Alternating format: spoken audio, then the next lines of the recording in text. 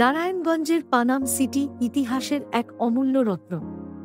1857 সালে প্রতিষ্ঠিত এই শহরটি ছিল ব্রিটিশ ভারতের একটি গুরুত্বপূর্ণ বাণিজ্য কেন্দ্র। এখানে গড়ে উঠেছিল অসংখ্য ব্যবসা প্রতিষ্ঠান, যা দেশের অর্থনীতিতে গুরুত্বপূর্ণ ভূমিকা রেখেছিল। পানাম সিটির স্থাপত্যশৈলী আজও আমাদের মুগ্ধ করে। এখানে রয়েছে বাংলার ঐতিহ্যবাহী বাড়ি, যা আমাদের সংস্কৃতির পরিচায়ক। এই শহরের রাস্তাগুলোতে হাঁটলে মনে হয় যেন ইতিহাসের পাতাগুলো জীবন্ত হয়ে উঠেছে। 1971 সালের মুক্তিযুদ্ধের সময়ও পানাম সিটি ছিল একটি গুরুত্বপূর্ণ স্থান।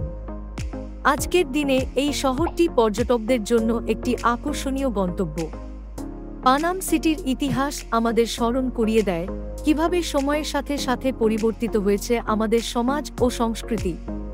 এটি শুধু একটি শহর নয়, বরং আমাদের ইতিহাসের এক অঙ্গীকার।